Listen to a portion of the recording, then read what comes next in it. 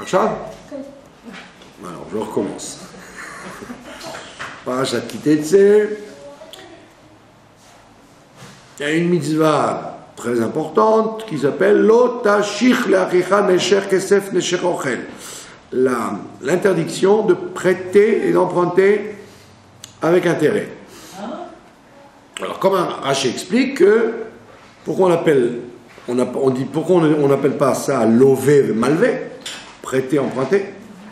Pourquoi on emploie la formule classique lover malvé? On dit non, lo tashich, pour expliquer ce qu'on avait déjà dit dans Mishpatim, que le prêt et l'emprunt sont en vérité permis que s'ils sont sans être nocher, sans mordre. Donc comme une morsure, quand quelqu'un se fait mordre, dans les premiers temps il sent rien du tout, et puis après ça lui fait mal. Ça va de la morsure du moustique jusqu'à la morsure du serpent.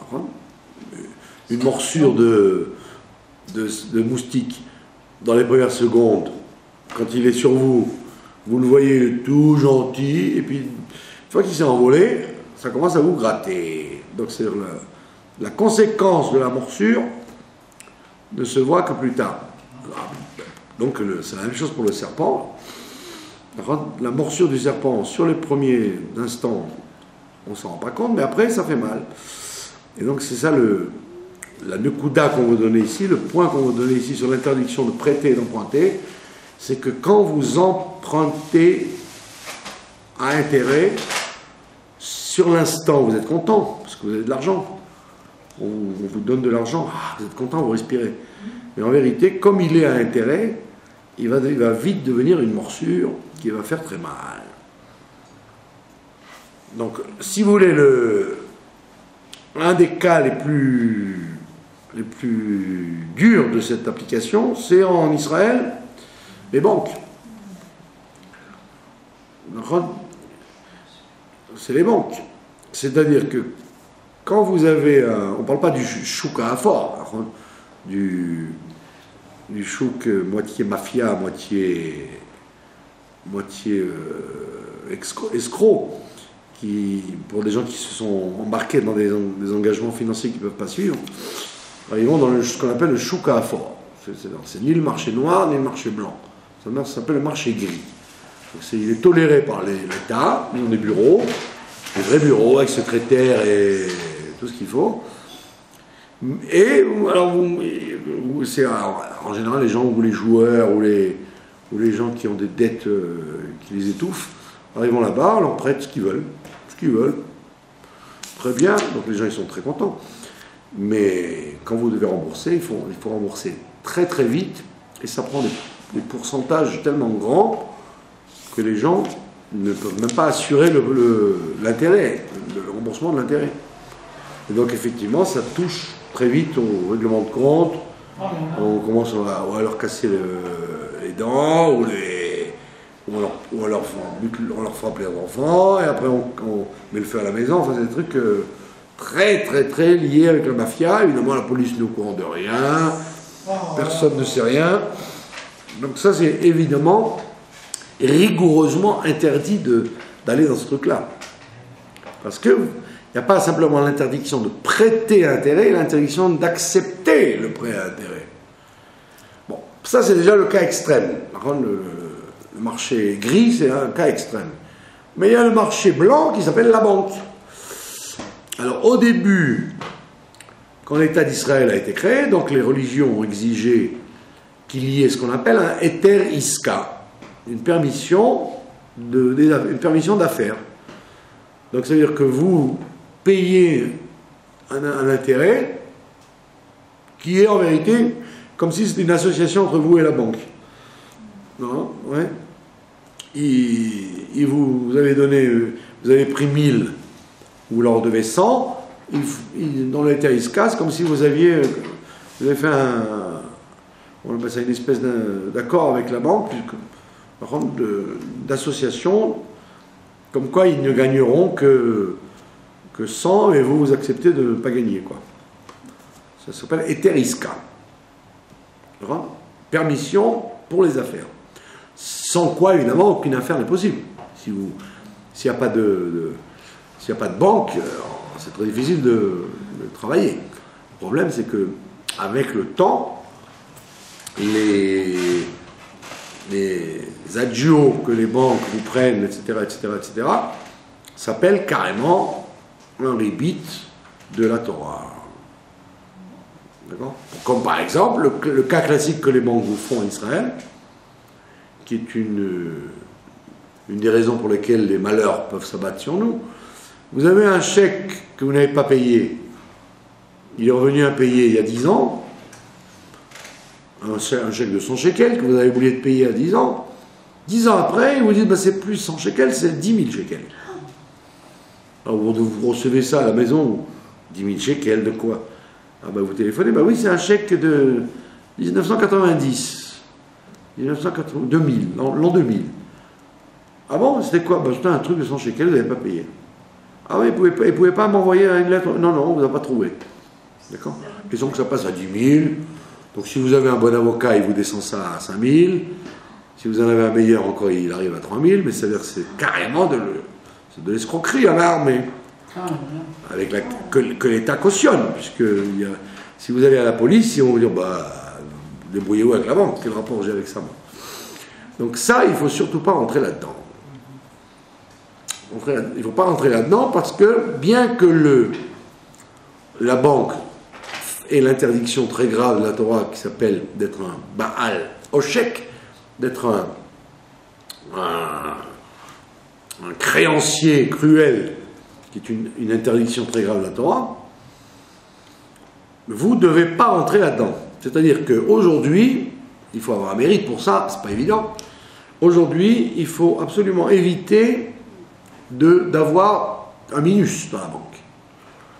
Arriver à ce que vous viviez sans minus à la banque. Pourquoi? Parce que le minus de la banque est aujourd'hui, par certains décisionnaires, est considéré en réalité comme un ribit. Proprement et simplement. Puisqu'il ne correspond pas du tout à un accord que vous avez, vous. Quand on dit Eteriska, c'est-à-dire j'accepte une somme mineure qui me permet de payer mes factures, donc j'accepte de faire un accord avec la banque, mais quand ça prend des proportions tellement énormes qu'il y a des gens qui arrivent à ne rembourser que les intérêts à longueur d'année, ils ne passent leur temps qu'à rembourser les intérêts, ça s'appelle plus un Eteriska du tout. C'est plus un arrangement entre la banque et vous, ça s'appelle que vous acceptez de vous faire prendre par le prêt à intérêt. Et ça, il ne faut absolument pas le faire, puisque non seulement la banque fait une interdiction, très grave, ils iront en enfer pour ça, mais c'est pas tellement intéressant qu'ils aillent en enfer. Ce qui nous intéresse à nous, c'est de ne pas y être ici, de notre vivant, de vivre l'enfer ici. Donc, eux, ils font une interdiction et vous la faites aussi si vous acceptez de rentrer là-dedans. Donc, il faut prier le bon Dieu ou avoir une parnassa spéciale de façon à ce que vous n'ayez pas besoin d'être obligé d'avoir affaire à eux. Donc, c'est un grand mérite. Alors, et avec tout ça, il n'y a pas des banques religieuses qui ont ouvert? Les banques religieuses, ça existe ça? Il y a les mentes religieuses. Non, les banques religieuses, ça n'existe pas. Banque et religieuse, ça ne peut pas marcher ensemble. Non, pourquoi? Parce que nous vivons dans une société où le capitalisme est tellement cruel qu'en réalité, ils s'arrangent pour faire des cartels, tous. Donc ils ont tous les mêmes règles, que ce soit les boulangers, comme en ce moment ils révèlent les problèmes d'augmentation du pain qui est complètement injustifiée, ils révèlent qu'en réalité il n'y a aucune concurrence. Donc la banque qui vous dit, elle vous dit 4, alors l'autre elle va faire 4, et tout le monde, ils vont tous s'aligner aux mêmes choses. Donc il n'y a absolument pas de concurrence là-dedans, et donc vous ne pouvez pas avoir une banque religieuse, mais la banque religieuse elle va faire la même chose que la banque capitaliste. Ouais, ça n'a rien à voir.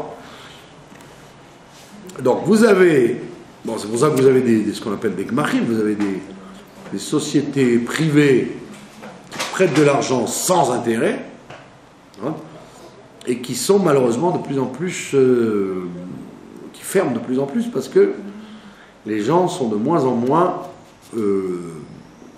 capables de rembourser les prêts qu'ils font.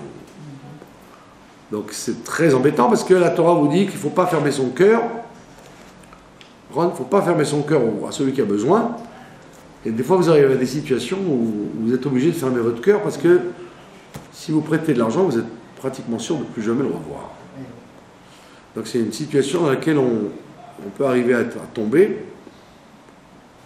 Et donc, comme je le dis tout le temps, si quelqu'un vous demande un prêt, si vous demande 100 shekels, ben vous lui dites, voilà, tu sais quoi, je te donne 10, et tu demandes à 10, qui te donne 10. Comme ça, tu as l'argent, tu n'as pas besoin de ne pas dormir la nuit pour les rembourser.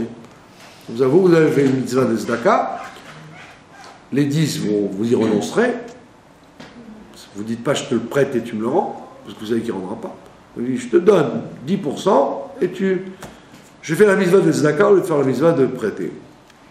Bon, je m'en suis bien tiré. Et toi, tu fais ça à 10 personnes au lieu de le faire qu'à une.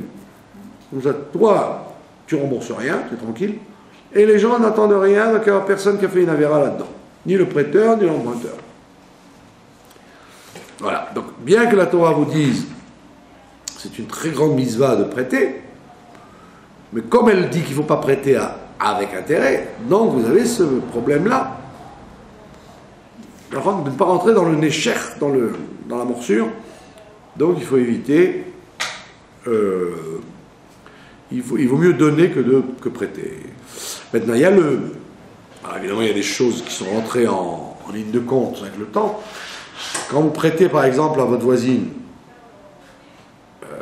vous lui prêtez une bouteille d'huile, elle doit vous rendre une bouteille d'huile.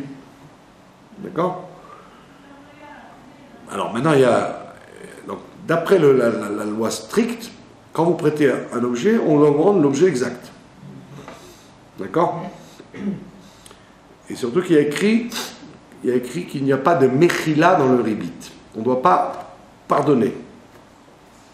Si quelqu'un vous emprunte une bouteille d'huile et il vous rend la moitié, vous dites, bon, c'est pas grave, j'accepte que tu me rendes que la moitié, il y a un problème, parce que vous avez été mochel, vous avez pardonné qu'on vous rende moins que ce que vous avez prêté. D'accord? Ou si on vous exige plus que ce que vous avez prêté, vous pourriez dire, bon, il y a Mechila, je lui ai prêté 100 shekels, il m'a rendu 120, lui il s'en fiche, il dit, bon, je suis mochel, bon, pour 20 shekels, je pardonne, et vous, ça ne vous dérange pas non plus. Alors on te dit, non, faites très attention, il ne faut pas qu'il y ait de ribit, même d'un centime. Donc si vous avez prêté 100 shekels, il faut qu'il vous rende 100 shekels. Si vous avez prêté une bouteille d'huile, il faut qu'il rende une bouteille d'huile. D'accord? Maintenant, entre Talmidei Chachamim, entre les gens sages, la Torah n'a pas trop été regardante. Ça veut dire que ce qu'on dit qu'il faut au milligramme rendre ce qu'on vous a prêté, c'est quand on n'est pas des Talmidei Chachamim. Et quand ce sont des gens qui sont des Talmidei Chachamim, c'est des gens qui étudient la Torah, qui sont dans le move d'étudier la Torah et d'aller à des cours et de connaître les halachot. Là, on n'est pas aussi regardant, heureusement. On n'est pas aussi regardant puisque ça s'appelle Talmidei Chachamim. Donc si par exemple quelqu'un il a besoin d'une bouteille de vin de kidouche, il vous a prêté une bouteille qui coûte 20 shekels, et vous lui dites, ah c'est honteux, je ne vais pas lui rendre une bouteille à 20 shekels. Alors vous achetez une belle bouteille à 100 shekels, par exemple, pour lui faire plaisir. Eh bien, ça ne s'appelle pas ribit, parce que vous êtes entre Talmidei Chachamim. Vous l'avez rendu. Alors ça vous a fait plaisir à vous de rendre quelque chose de plus beau. Donc on ne dit pas, ah, c'est du prêt à intérêt, il ne fallait pas accepter. Quand ce sont des Talmidei Chachamim. Alors si ce sont des gens de la rue, des gens du peuple, et vous ne savez pas du tout ce qu'ils connaissent dans la Torah, là il faut être scrupuleux de prêter et d'emprunter exactement la même chose, que ce soit, comme il dit, Necher Kesef, un prêt d'argent, ou Necher Ochel, ou de la nourriture. Dans tous les cas de figure, si vous avez des voisins qui sont des Talmidei Chachamim, ils vous ont donné un kilo de sucre. Vous leur avez prêté un kilo de sucre. Si vous avez un kilo de sucre un peu entamé, ça va, vous dites bon, c'est pas grave. Comme ça, il est tranquille, il m'a rendu avant Shabbat. Mais s'ils ne sont pas de Talmidei Chachamim, il faut leur apprendre à être scrupuleux. Sinon, ils vont dire je vois qu'on joue sur les gens religieux, ils jouent sur le. Ils ne sont pas exacts quand ils rendent une chose. Donc, il ne faut jamais faire ça avec les gens qui ne sont pas. Les gens qui ne sont pas compétents dans la Torah, il faut être scrupuleux dans le prêt intérêt. Alors, si, par exemple, on a prêté un litre de lait à un voisin, qui n'est pas religieux, il nous rend un litre de lait, mais sans la hashgacha. C'est le même lait, mais il n'y a pas la hashgacha. Qu'est-ce qu'on fait? En Israël, il n'y a pas de problème, parce que même quand il n'y a pas d'ashgacha, il y a une ashgacha. Alors, on n'est pas en Israël, on est aux Américains. Alors là, il faut lui dire, tu m'excuses, je voudrais que tu me rendes exactement le même lait que je t'ai prêté, parce que celui-là, je ne le bois pas. Quand vous êtes en Israël, si c'est pas ça, c'est ça. Mais en Chutz La'aretz, effectivement, si c'est un lait qui est surveillé, que vous lui avez prêté, lui, il voit un lait sans surveillance, il faut lui dire, je voudrais que tu me prêtes ce que je t'ai prêté. Effectivement. Parce que là, vous avez perdu le litre. Si quelqu'un vient nous emprunter quelque chose, et on lui dit... Il faut qu'il s'efforce. Je te le donne, si tu veux me le rendre, tu me le rends. Si tu ne me le rends pas, c'est pas grave. Voilà. C'est bon, on peut faire comme ça. Voilà. Et si la personne nous rend, mais vous dites, si tu oublies, ce sera un cadeau. Voilà. Et si elle nous rend, mais c'est pas exactement la même chose, c'est considéré comme cadeau aussi. Mais qu'elle a voulu nous donner un voilà, tout ça. Puisque vous êtes mis à l'avance, en principe de ne pas parler de prêt, mais de parler de don. Exactement. Voilà. Donc ça c'est dans la paracha qui Kitetsé, la mitzvah de prêter, et donc quand vous prêtez, il ne faut pas que ça devienne un sujet de nécher, c'est-à-dire de morsure. Donc je vous dis, le cas le plus grave, c'est le cas des banques, où vous devez arriver. Il y a des gens comme ça, ils disent, bon, j'ai pas pour payer mon chashmal. Alors je laisse ma facture traîner, et j'arrive à ce qu'on va me faire payer 10, 15, 20%. Ça s'appelle ribit. Vous avez accepté qu'on vous morde. Vous auriez dû emprunter cet argent à quelqu'un, une petite somme, en lui disant, tu peux me prêter 300 shekels que je paye ma facture, vous payez la facture, vous lui rendrez 300 shekels, quand vous les aurez. Plutôt que d'accepter que la compagnie d'électricité vous prenne 350 shekels, ou 320 shekels, l'homme méchané. Donc tous les poskim disent qu'effectivement, aujourd'hui, les problèmes de ribit, de prêt à intérêt, sont les plus fréquents dans les factures et les banques. Donc il ne faut pas rentrer là-dedans si vous pouvez, ne jamais rentrer là-dedans, c'est le mieux. Voilà. Maintenant, comme on l'a déjà dit l'autre fois, les parachiotes qu'on lit dans le mois d'Elul, les parachiotes de la Torah, sont toutes liées avec le mois d'Elul. C'est pas par hasard que les Chachamim nous ont dit de lire ces parachiotes dans ce mois-là, c'est qu'en vérité, tout le mois d'Elul nous interpelle pour le retour à Dieu. Or, si vous observez bien, et vous le voyez de façon flagrante dans la parashat Kitetsé, les mitzvot de la parashat Kitetsé sont pratiquement toutes des mitzvot ben adam lachavero, entre l'homme et l'homme, et pas du tout entre l'homme et Dieu. Pas des mitzvot de korbanot, ou des mitzvot de blasphème, ou des mitzvot de Bet Hamikdash. Ce sont toujours des mitzvot entre l'homme et son prochain. Soit l'homme et la femme, soit l'homme et son voisin, soit l'homme et son ennemi, soit l'homme et les convertis, soit l'homme et le Amalek. À la fin, il y a toujours des relations qui sont toujours des relations, comme on dit, horizontales, entre l'homme et son prochain. Et donc on voit bien que le point qui est rappelé dans le Shulchan Aruch, qu'à la veille de Yom Kippour, il faut demander pardon avant la rentrée de la fête, pour dire que Dieu pardonne aux hommes, mais pour les rapports que vous avez avec les hommes, ça, il ne peut pas s'en occuper. Il ne peut pas pardonner pour pour les gens. Cette Nekuda de Erev Yom Kippour, en vérité, elle est véhiculée depuis le mois d'Elul. Quand on vous dit la vraie réparation de notre caractère, Tikkun Hamidot, ce qu'on appelle Tikkun Hamidot, le fait de réparer ton caractère, il est beaucoup plus important en Elul que le fait de réparer les problèmes que tu as vis-à-vis du bon Dieu. Surtout aujourd'hui. Les problèmes vis-à-vis du bon Dieu, on les règle très facilement. D'accord? La cacheroute, le Shabbat, c'est beaucoup plus facile qu'avant de faire Shabbat, de faire cacheroute, de faire les mitzvot entre l'homme et Dieu. Aujourd'hui. D'accord? Nous avons des facilités énormes dans le monde entier qui font que les mitzvot entre l'homme et Dieu, on peut les régler sans aucun problème. Mais les problèmes entre l'homme et l'homme, ça, c'est pas qu'on est des gens méchants, c'est que quelquefois on ne sait même pas qu'il y a une question. Est-ce que vous saviez qu'il y avait un problème plus grave de prêt à intérêt vis-à-vis d'une banque, vis-à-vis de la société de l'eau, de Khashmal, d'électricité? Peut-être vous ne le saviez pas avant de rentrer ici. Donc des fois, il arrive parfois que nous fassions des fautes, pas par volonté, prémédité, mais par ignorance totale qu'il y a un problème sur ça.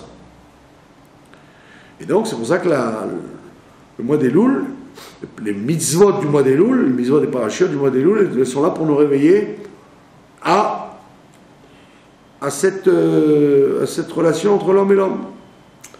Alors par exemple, vous avez une mitzvah intéressante que vous auriez pu, quand vous lisez la Torah, considérer comme dépassée.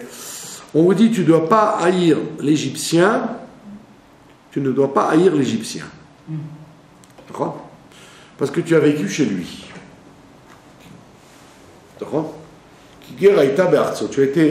Parce que tu as été étranger chez lui.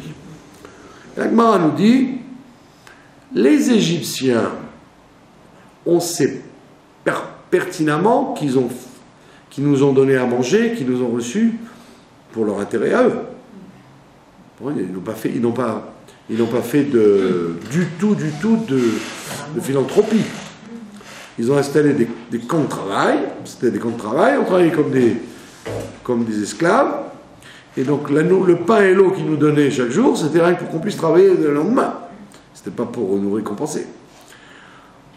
Et pourtant la Torah te dit, tu ne dois pas haïr l'Égyptien parce que tu as été chez lui, tu as été un hôte chez lui. Et de là, la Gemara déduit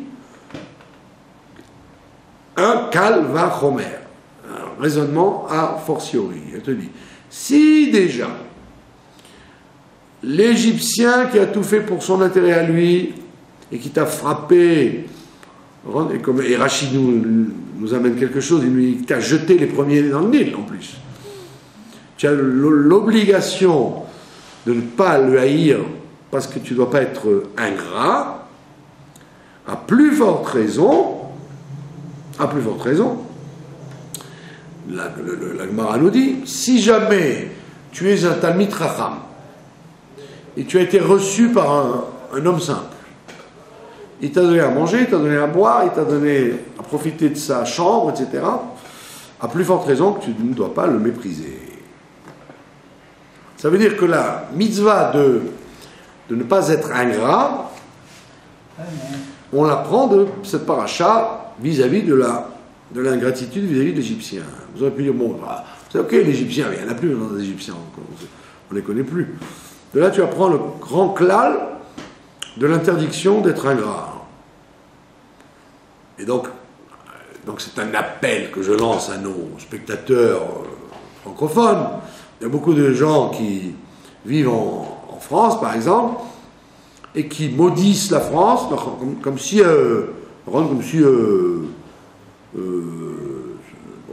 ça nous est dû. Alors que la France vous a donné la culture, vous a donné les allocations familiales, vous a donné à plein de gens la possibilité d'être docteur, alors que s'ils avaient été ici ou en Amérique, ils auraient dû payer des fortunes pour être docteur, ils n'auraient jamais pu l'être. Alors que là-bas, vous pouvez entrer à la fac, c'est gratuit. D'accord? Donc, Et les gens vous disent, ah, la France, ah. C'est rigoureusement interdit de faire ça. Parce que si déjà l'Égypte, et même l'Allemagne, même les rabbinim en Allemagne, ils disaient, malgré ce qu'ils nous ont fait, il ne faut pas être ingrat. Puisqu'ils nous ont donné l'hospitalité pendant plusieurs siècles. Donc, si des pays antisémites, même après la Shoah, vous aurez dit, attends, mais je ne comprends pas, avec ce qu'ils m'ont fait, que je vais les remercier, oui, parce que c'est, comme on l'a dit l'autre fois, il ne faut pas enraciner en soi le principe d'être ingrat. Que même pour une petite chose que tu as reçue, tu dois avoir une reconnaissance, ou en tous les cas, le silence. Ne dis pas de mal. Tu n'as pas dit de louer les mérites de Bismarck et du Führer. On te dit de ne pas critiquer le pays dans lequel tu as eu ton gagne-pain. Mais le rabbi, quand il parle de la Russie, il dit toujours Ahmadinejad, ce pays-là. Ouais. On t'a pas dit de le complimenter, le pays, mais on t'a pas dit pas de le complimenter, mais surtout pas de le dire le nom. Voilà, non, pas dire le nom, c'est parce que là-bas c'était en anglais, comme vous dites, Russie, ça veut dire la méchanceté. Russie. Russia. Oui. Quand vous le prononcez, vous dites Russie, c'est-à-dire le méchant. C'est pour ça qu'il Non, il ne faut pas dire Russie, pour pas dire Russie. Le méchant, sinon vous le rendez encore plus méchant. Donc, Bekitso, on ne vous a pas dit de donner la médaille au pays qui vous a reçu, mais on t'a dit, mais ne sois pas ingrat, ne dis pas de mal de lui. Moi, j'ai ma mère. Et pourquoi, encore une fois, Je peux dire quelque chose. attendez, pourquoi, pour la même raison qu'on a vu la semaine dernière, si on avait le droit de haïr quelqu'un qui vous a fait du mal, on avait dit que le fait de haïr, c'était pas bon pour toi, parce que tu enracines en toi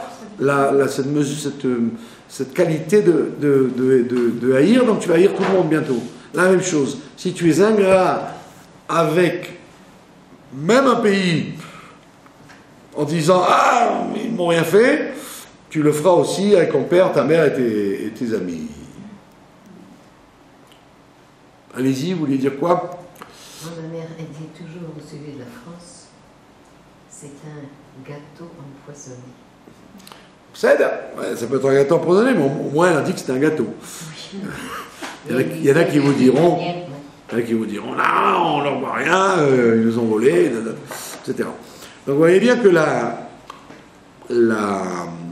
le fait d'avoir un dégoût et un zilzoul pour l'Égyptien, la Gemara vous déduit de là que, maintenant si vous êtes un Talmid Chacham et vous avez été reçu par un ignorant, vous aurez pu dire, oh, de toute façon c'est un ignorant, il m'a donné à manger, il m'a donné à boire, mais qu'est-ce qu'il est celui-là, c'est un ignorant. On dit non, à plus forte raison, si l'Égyptien n'a pas le droit de le mépriser, à plus forte raison, celui qui t'a donné un verre d'eau, même si toi, qui te prends pour un sage, tu as reçu un verre d'eau, c'est toi qui l'as fait plaisir à cet ignorant.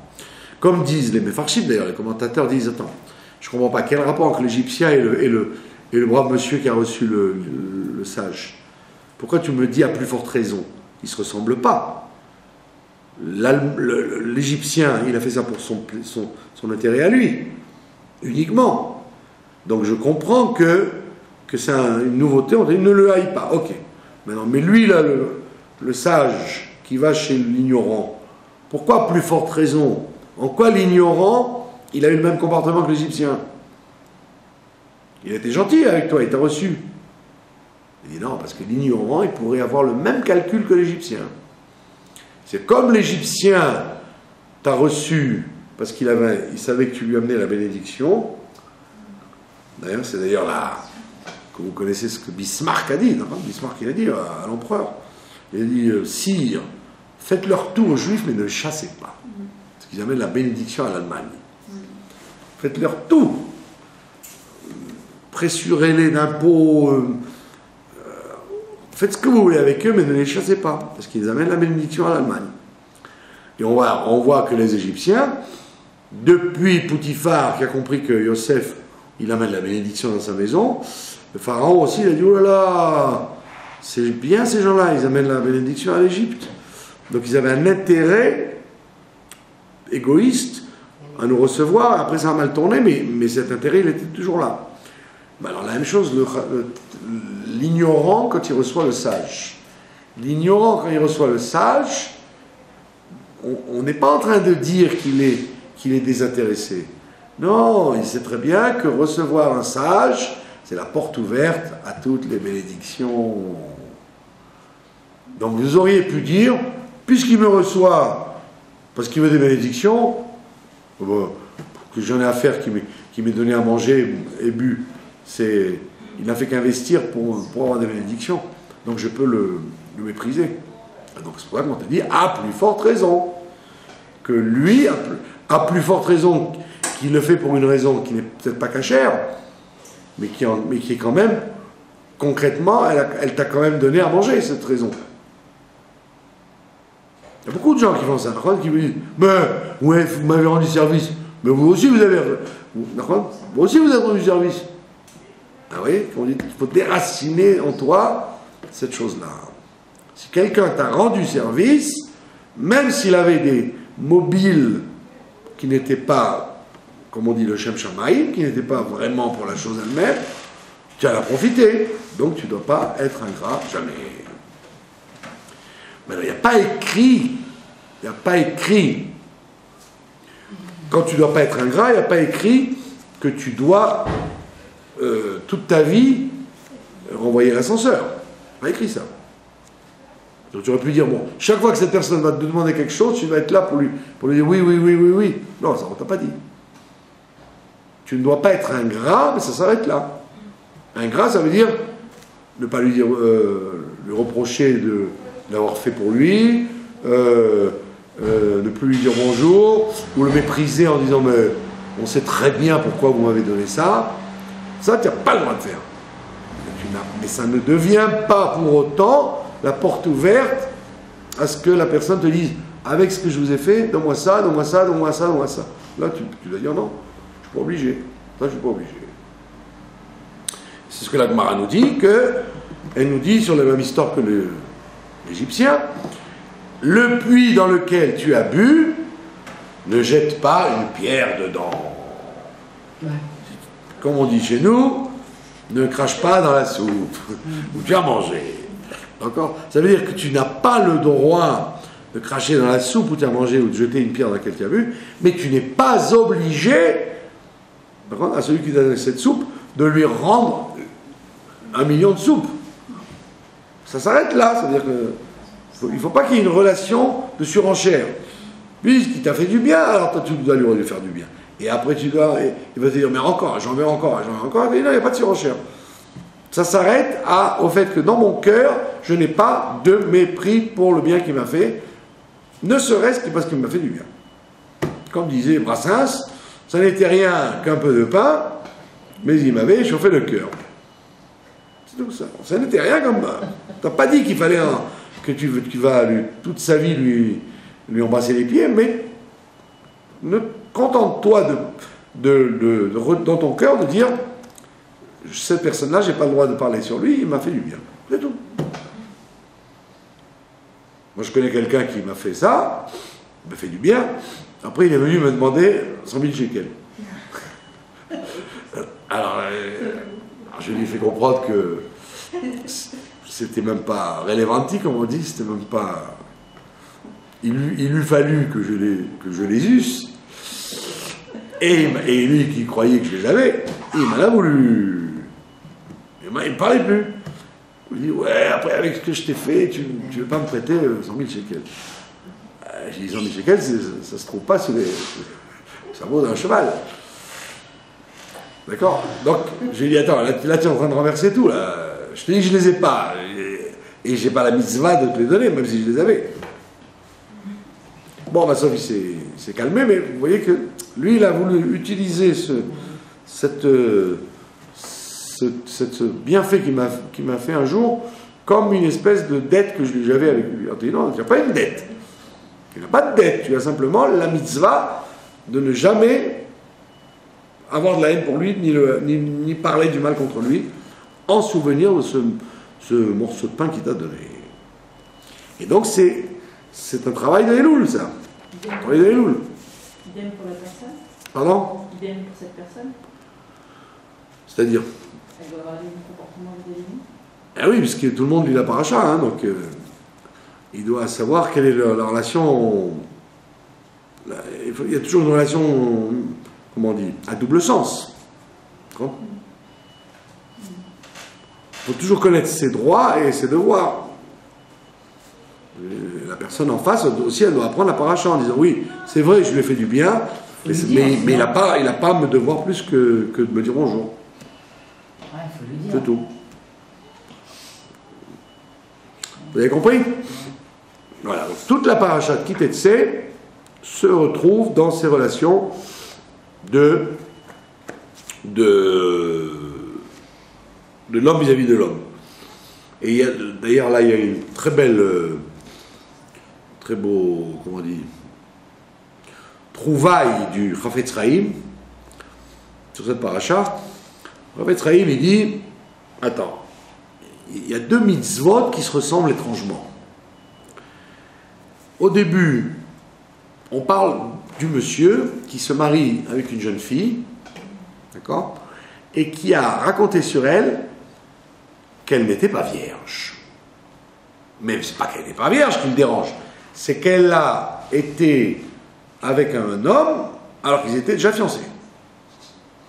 Donc il veut lui mettre sur le dos une condamnation à mort. Puisque les kiddushin, les fiançailles, ça consacre la fille à son mari, et bien qu'elle n'habite pas encore avec lui, ça s'appelle kiddushin. Donc s'il y a eu relation avec un étranger, ça s'appelle adultère total. D'accord ? Et ce monsieur, il invente. Parce que le Beth Din va faire une enquête et on vérifie que c'est faux. Ce monsieur, on l'appelle le Motzi Shemra. Motzi Shemra. Il a inventé sur sa femme quelque chose de très grave. La Torah lui dit tu payeras une amende de 100 shekels, qui était une somme énorme à l'époque. C'était des shekels vous pouvez vivre des années avec 100 shekels. C'était des shekels en or. Tu payeras une amende de 100 shekels. En plus de ça, on le bastonne. Et en plus de ça, on lui interdit de divorcer de cette femme toute sa vie, puisqu'il lui a fait un sale nom. Voilà. Mitzvah du Motzi Shemra. Ils ne peuvent pas se marier? Non, il se marie. Non, il est marié avec elle. Ah. Mais comme il a voulu sortir un mauvais nom sur elle, le Beth Din lui interdira, même s'il n'en veut plus, même si elle lui a fait les pique-pendre, il ne pourra jamais divorcer d'elle. Il sera toujours obligé de la garder, ouais. Et en plus de ça, il doit payer 100 shekels d'amende, qui était énorme à l'époque. Et si elle veut divorcer? Si elle veut, c'est un autre problème. On parle de la relation que lui, il sera aliéné toute sa vie avec elle. Maintenant, il y a un deuxième cas de figure, le cas du viol. Il y a un autre cas de figure, il y a une jeune fille qui n'est pas mariée, qui est toute libre, et il y a un monsieur qui la viole. D'accord? Alors, comme il l'a violée, on l'emmène au Beth Din et on lui dit tu resteras marié avec elle maintenant que tu l'as prise de force. Même chose que le premier cas, tu ne pourras jamais la divorcer et tu vas prendre des coups. Ça faisait très mal à l'époque, avec les 39 coups. Et en plus, tu paieras 50 shekels. Donc, il paye 50 shekels, il prend des coups et il reste marié avec elle. Même cas de figure que le premier. Le Chafetz Chaim, il dit attends, je ne comprends pas. Celui-là, il était marié avec elle, le premier. Il était marié avec elle et tu le fais payer 100. Celui-là qui viole une jeune fille, tu lui fais payer que 50. Le violeur, c'est quand même plus grave, un violeur, un sadique dégoûtant dans un escalier, qu'un gars qui était marié officiellement avec elle. Et là, tu lui fais payer le double au premier que celui-là qui est un violeur. Le Rav Israël, il disait bizarre comme injustice. Pourquoi lui 100 et celui-là que 50? Comme il a violé, tu aurais dû payer le double, 200. Là encore, tu payes le moitié. Il dit parce que le premier, il a dit du mal de sa femme. Celui-là, il n'a pas dit du mal de cette fille, il l'a violée, mais il n'y a rien eu, il n'a pas parlé avec elle. Le premier, il a dit du mal. Donc le dommage qu'on fait quand on parle mal sur quelqu'un, il est beaucoup plus grave qu'un dommage physique ou moral qu'on pourrait faire sur quelqu'un d'autre. De là, on voit que Motsi Shemra, celui qui sort une calomnie sur quelqu'un, eh ben, il est plus gravement puni par la Torah que quelqu'un qui a fait un viol. Vous aurez dit le viol c'est pire que tout. Non, c'est pas pire que tout. C'est comparé à tuer et dire du mal sur quelqu'un. Oui, il a tué sa réputation. Parce que même si demain les gens vont dire oh non, c'est rentré dans l'ordre, ça y est, ils vivent ensemble, là, tout va bien. Ouais, d'accord, ça veut dire qu'on a fermé les yeux, ouais, elle n'est pas si bien que ça, on va continuer à jaser toute sa vie sur cette femme-là. Aussi chez moi. Donc le fait de dire des choses sur quelqu'un... Mais si, par exemple, cette femme-là, c'était vrai. Ah ben, la Torah, elle ne fait pas de cadeau. Elle dit si c'était vrai, on la condamne à mort, parce qu'elle a commis un adultère, etc., etc. Bon, c'est des cas de figure. Mais en règle générale, c'est la misode du Motsi Shemra. Ce qui nous importe là, c'est pas ce qu'elle a fait, c'est que lui a blagué, c'est que lui a menti. Donc vous voyez que toutes les pages de cette parashat Kitetsé, en commençant par la mitzvah de prendre la femme à la guerre, jusqu'à la fin, ça parle sans arrêt des relations entre les êtres humains. Et donc en Elul, c'est fondamental de vérifier comment nous moquons à longueur d'année des relations entre l'homme et l'homme. On se préoccupe beaucoup des relations entre l'homme et Dieu, mais en réalité, le bon Dieu, il est très, très, très coulant. Il dit, bon, ça va, moi je passe sur ce que vous me faites. Mais entre les hommes et les hommes, il ne passe pas. Et donc, ils vont mettre l'accent sur cet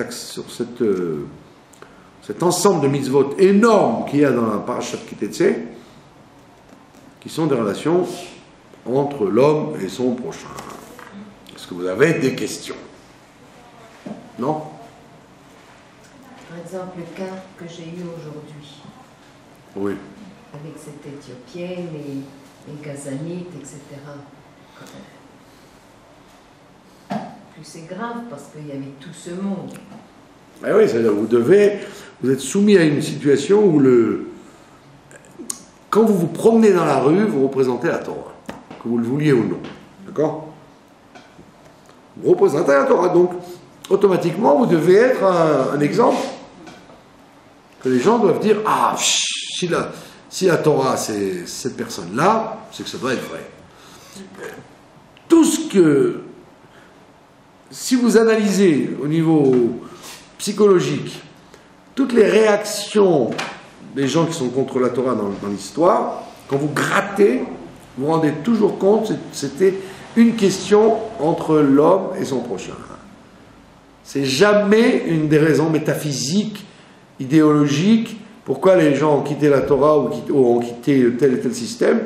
C'est parce qu'ils ont eu un accrochage particulier avec quelqu'un de particulier.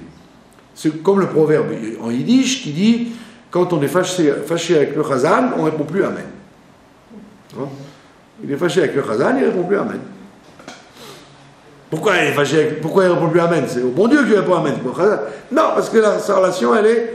Dieu, il ne passe que par le biais du chazan, de l'officiant. Et c'est la même chose. Je vous ai raconté cette histoire plusieurs fois. J'avais invité chez moi à Paris le président de la plus grosse communauté du monde de réformés à Los Angeles. Il avait, il y avait 1 million d'adhérents en Amérique, si peu, 1 million, et il y en avait peut-être 100 000 à Los Angeles. Bon, déjà, avec son costume, vous pouvez acheter la maison d'à côté, quoi, déjà. Il avait un costume de très très grande classe, avec des chaussures. Chaque détail sur lui, ça se voyait qu'il était... il n'avait pas des fins de mois difficiles depuis le premier. Bon, et comme alors c'était un Américain, bon, à Los Angeles, c'était un Américain, et donc il était dans toutes les synagogues du quartier. Donc il a été à la rue de la Victoire, après il est passé à la rue Buffo, après dans le 9e arrondissement, il y avait énormément de synagogues, il les a toutes faites, et puis il s'est retrouvé à midi chez les Lubavitch, et personne ne l'a invité jusqu'à ce moment-là, personne ne l'avait invité pour manger.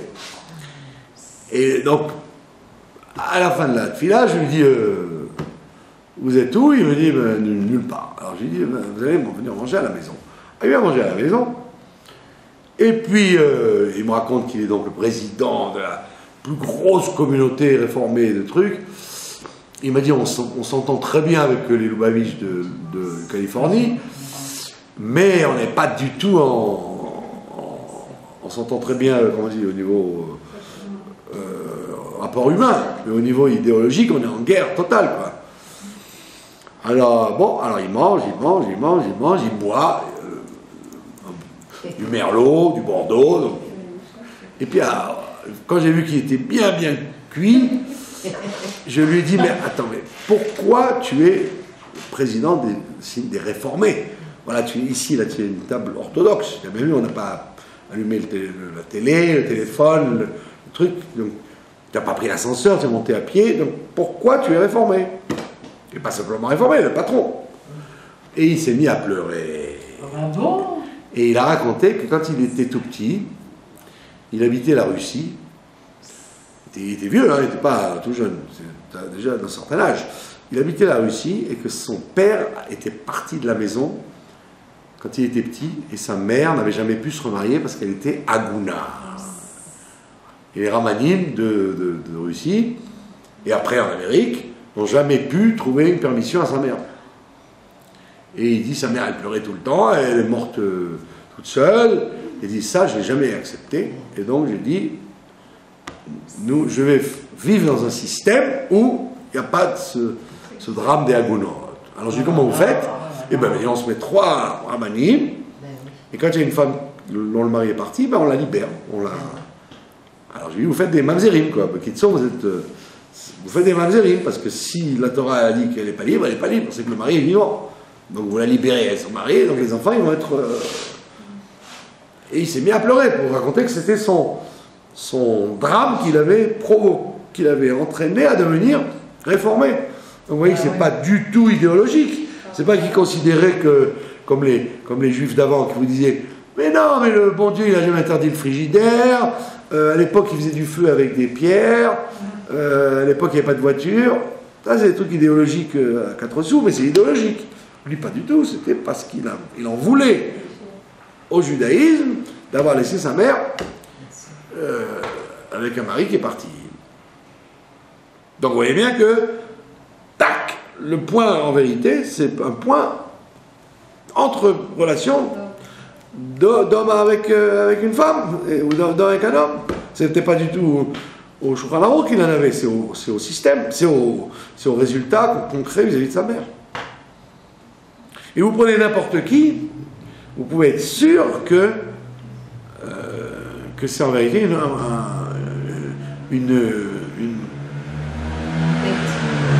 un règlement de compte. En Allemagne, par exemple, en ce moment, en Allemagne, dans un pays d'Allemagne, un des États de l'Allemagne, ils veulent interdire la Brit Mila. D'accord? Ouais, ils veulent interdire la Brit Mila. Alors, le Rav là où il était quelques jours. Et l'argument, c'est que on fait couler le sang d'un enfant. Alors, le Ravlo, il a dit, depuis quand les Allemands se préoccupent du sang des enfants juifs? Bon, Bekitsour, si vous grattez derrière cette histoire-là, je suis sûr que vous allez trouver un juif qui a voulu se marier avec une femme, et quand il a eu un enfant, le rabbin de son quartier n'a pas voulu lui faire la Brit Mila. Il a dit, ah, vous voulez pas la Brit Mila, mais je vais faire la guerre contre la Brit Mila. Si vous grattez toutes les histoires, c'est toujours des règlements de compte entre les gens, pas entre le bon Dieu et les gens. Une fois, Entre les gens. Mais pourquoi tu fais pas le mikvé? C'est facile, c'est rien. Elle me dit non, parce que quand j'étais jeune fille, je me suis mariée, la dame, elle m'a enfoncé la tête dans l'eau. Donc depuis ce jour-là, je ne veux plus aller. Voilà, c'est tout, Bajout. À la fin, j'ai pu lui fait comprendre, j'ai Voilà. dans des endroits qui étaient vraiment bien. Voilà. Il faut désamorcer la... En fin de compte, c'est vrai, finalement.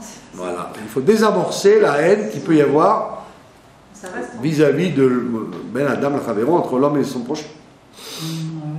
Et toutes les relations anti-religieuses ou pro-religieuses dans l'histoire, à 99%, vous allez trouver qu'elles sont toujours liées avec un sujet comme l'antisémitisme, toujours vous allez voir qu'en fait, même le grand philosophe qui vous démontre que Dieu n'existe pas, bah, c'est parce que dans son enfance, il a vu le curé faire ça, ou le rabbin faire ça, et donc il dit non, Dieu n'existe pas. Donc nous voyons bien que tout le mois des Louls, quand on vous dit tchouva de quoi? Tchouva de tes relations vis-à-vis de ton prochain. Vous avez compris? Et donc comme vous représentez le bon Dieu, vous êtes l'ambassadeur du bon Dieu là où vous allez. Il n'a rien mis, donc ça veut dire à plus forte raison. Donc les gens, ils vous voient comme un représentant spirituel, et donc vous devez assumer cette responsabilité. C'est ce qu'on appelle Kiddush Hashem, quoi. C'est ce que les nations reprochent. Mais badaï, c'est ce que les nations vont ou nous reprocher ou nous féliciter. Exactement. Voilà, donc vous avez encore une fois le volet de la paracha, c'était encore une histoire de Ben Adam Lachavero au mois des Louls. Je vous remercie de votre attention.